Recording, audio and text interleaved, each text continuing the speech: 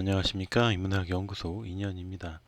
이번 시간에는 세계의 미스터리 12번째 죽을 때까지 춤을 추어라 무도병의 진실은 이라는 제목으로 이야기를 나눠보도록 하겠습니다. 12번째 춤을 추다가 죽는 저주의 질병 무도병 1. 중세에 등장한 무도병 2005년 분홍신이라는 영화가 개봉을 했습니다. 김혜수와 김성수라는 두 배우의 열연만큼의 흥행을 보여주지는 못했지만 그래도 꽤 인상 깊게 보았던 기억이 납니다. 실제로 사람을 죽을 때까지 춤추게 만드는 저주받은 신발에 대한 괴담은 아주 오래전부터 존재를 했었고요. 안데르센의 동화 분홍신 역시 그런 괴담을 바탕으로 쓰여 있고 이 영화 역시 마찬가지의 스토리를 따라가고 있습니다. 영화의 줄거리는 단순합니다. 어디에서 나타났는지 알 수 없는 분홍신을 욕심낸 여인들이 춤을 추다가 죽어나가고 마침내 주인공 선재의 손에 들어간 분홍신. 이상함을 느낀 선재는 분홍신을 버리려고 하지만 그때마다 다시 돌아오는 분홍신과 그로 인해 벌어지는 여러 가지 괴기스러운 사건들이 영화의 주된 내용이었죠. 그런데 영화가 아닌 현실에서 이와 비슷한 일이 벌어진다면 얼마나 괴기스러울까요? 이 괴기한 저주 혹은 질병에 관한 기록은 1020년부터 시작이 됩니다. 당시 농노 12명이 집단으로 춤을 추다가 결국 탈진해서 모두 사망했다라는 이야기가 전해지고 있고 이후에는 1278년 신성 로마 제국의 미아스강 현 러시아 지대에 살던 주민 200여 명이 단체로 춤을 추다가 물에 빠져서 죽는 사건이 벌어졌다고도 전해집니다.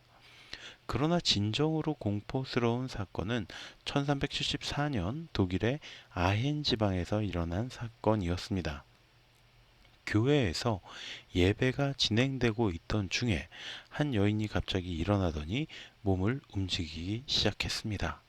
처음에는 단순히 자신의 설교가 너무 지루했던 탓인가 싶었던 신부는 이윽고 더 많은 사람들이 그 여인과 함께 춤을 추듯 온몸을 흔들어대기 시작하자 두려움에 빠집니다. 그러나 사람들은 더욱 격한 움직임을 보이며 교회의 광장으로 나가게 되었고 마치 전염되었듯이 마을 주민들이 그리고 이웃 마을 주민들을 그리고 독일을 거쳐 온 유럽으로까지 퍼져나가면서 사람들을 이상한 춤의 세계로 이끌었습니다. 이들은 먹지도 자지도 않은 채로 춤을 추다가 쓰러지기 일쑤였고 그로 인해서 생명을 잃는 사람들까지 생겨났습니다. 당연히 교회에서는 악마의 저주라고 하면서 춤을 추는 사람들을 붙잡아 구마 의식을 행하기도 했지만 전혀 도움이 되지 않았습니다. 그렇게 전 유럽을 휩쓸던 무도병은 서서히 가라앉았지만 이후로도 이와 비슷한 사건이 유럽 전역에서 종종 발생했습니다. 1518년 7월의 사건도 꽤 임팩트가 큰 사건이었죠. 신성 로마 제국 슈트라스부르크의 거리, 현재 프랑스에서 일어난 사건이었는데 대규모 무도병 발병 사례 중에 하나였습니다. 프라우 트로페아라는 여성이 난데없이 거리 한복판에서 춤을 추기 시작합니다. 사람들은 이 난데없는 광경에 흥미와 우려를 표했지만 이러한 흥미와 우려가 공포로 바뀌는 데에는 그리 긴 시간이 걸리지 않았습니다. 바로 이 춤이 전염되기 시작했던 것이죠. 기록에 따르면 당시 트로페와와 함께 춤을 추기 시작한 시민이 일주일 동안 34명으로 늘어났다고 전해집니다. 사람들이 밥을 먹으면서도 볼일을 보면서도 춤을 추기 시작하자 슈트라스부르크의 성주는 병사들을 보내어 이들의 춤을 중단시키려고 합니다. 그러나 어처구니 없게도 병사들마저 이 시민들과 함께 어울려서 춤을 추기 시작했죠. 그리고 마침내 춤을 추다가 탈진해서 쓰러져 죽는 사람까지 나오기 시작하자 그제야 이 사람들을 구경하던 사람들은 이 병의 전염성을 우려하며 거리를 두기 시작합니다. 그러나 이미 약 400여 명의 사람들이 이 춤에 동참한 상태였고요. 한 달 넘게 이어지던 이들의 춤 사이는 이들 모두가 사망하고 나서야 멈추게 되었습니다. 그나마 다행인 사실은 이후에는 이런 현상이 더 이상 보고되지는 않았다라고 하는 점이죠. 이 유럽을 공포에 빠뜨린 무도병의 원인은 많은 학자들은 이 공포스러운 전염병의 원인이 무엇인지 밝혀내기 위해 노력했습니다. 수많은 가설과 근거들이 등장을 했는데 가장 대표적인 것이 바로 맥각에 의한 중독이었습니다. 보리맥, 뿔각, 즉 글자 그대로 풀이하자면 보리 이삭에 돋아난 뿔이 되는데 보리와 호미를 비롯한 벽과 식물에 감염하는 곰팡이의 일종인 맥각균이 알곡이 들어설 자리에 만든 균핵입니다. 균핵이란 환경이 열악해지면 곰팡이가 생존을 위해 만드는 단단한 덩어리 모양의 휴면체를 의미합니다. 이 맥각이 들어있는 여러 독성분은 통증과 함께 지각장애와 환각 증세를 일으킨다고 하는데 실제로 맥각은 강력한 환각제, 마약의 일종인 LSD를 만드는 원료이기도 하죠. 다행히 요즘에는 도전 과정에서 이 맥각이 쉽게 제거가 된다고 해요. 하지만 중세시대 사람들은 도전 과정을 거치지 않았었기 때문에 의도치 않게 마약에 취해서 무도병의 증세를 보였을 가능성이 크다라는 거죠. 그리고 또 다른 가설은 바로 당시 시대상을 바탕으로 한 신경정신적 질환으로 추측하는 주장입니다.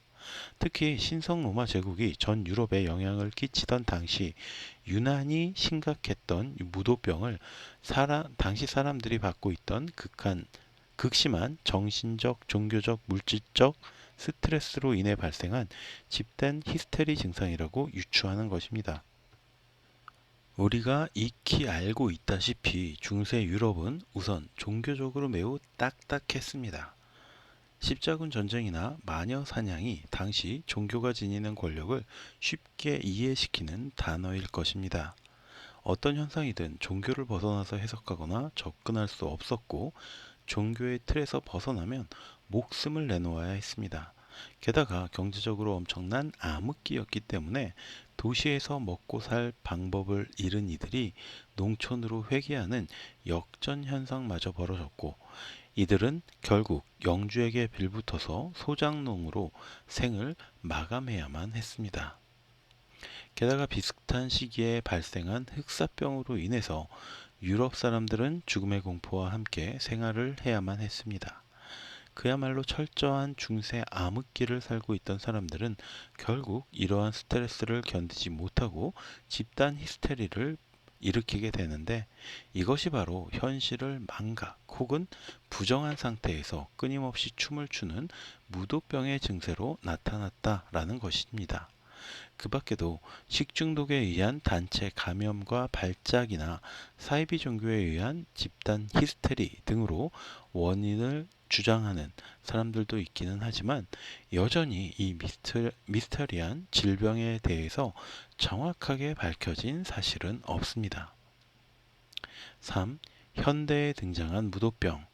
중세 이후에 사라졌던 무도병은 현대에 다시 등장합니다.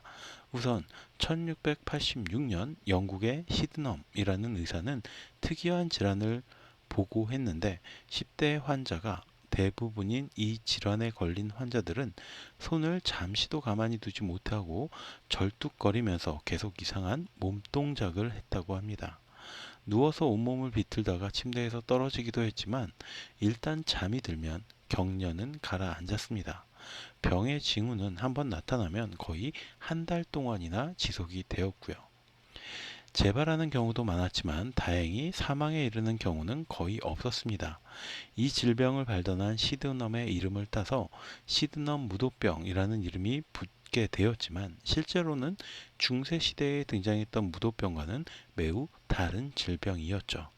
시드넘은 이 질병의 발병 원인을 정확하게 파악하지 못했는데 19세기에 들어서야 시드넘 무도병이 급성 류머티즘과 관련이 있다라는 사실이 밝혀졌고 20세기가 되어서야 특정 연쇄 상규균의 감염이 시드넘 무도병의 원인임이 밝혀졌습니다.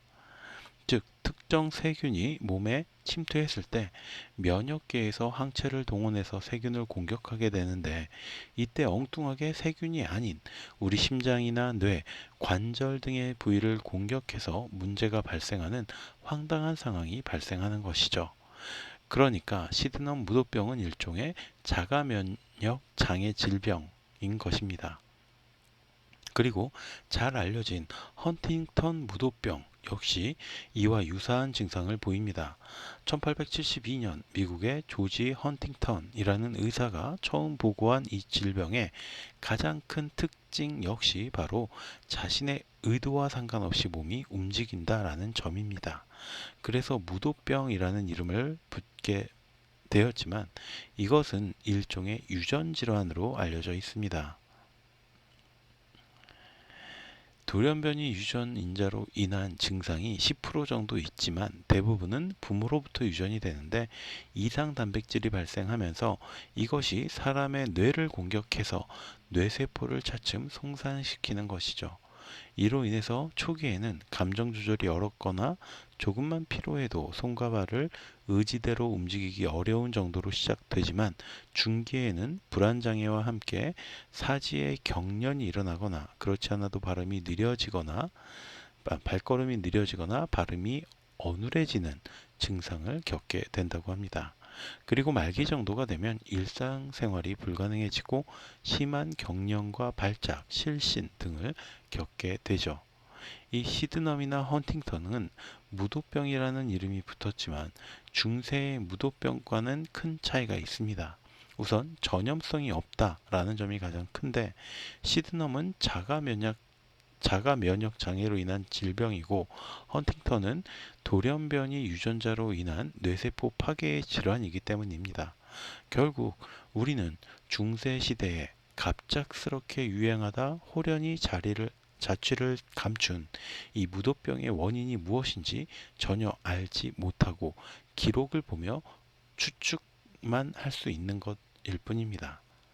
사람들의 숨이 끊길 때까지 춤을 추게 만들었던 무도병은 대체 어떤 원인이 작용을 했던 것일까요? 자, 오늘 이야기는 여기서 마치도록 하고 저는 다음 시간에 또 다른 이야기로 찾아뵙도록 하겠습니다. 제가 들려드린 이야기가 여러분의 흥미와 호기심을 조금이라도 만족시켜 드렸다면 구독과 좋아요도 부탁드리겠습니다. 감사합니다.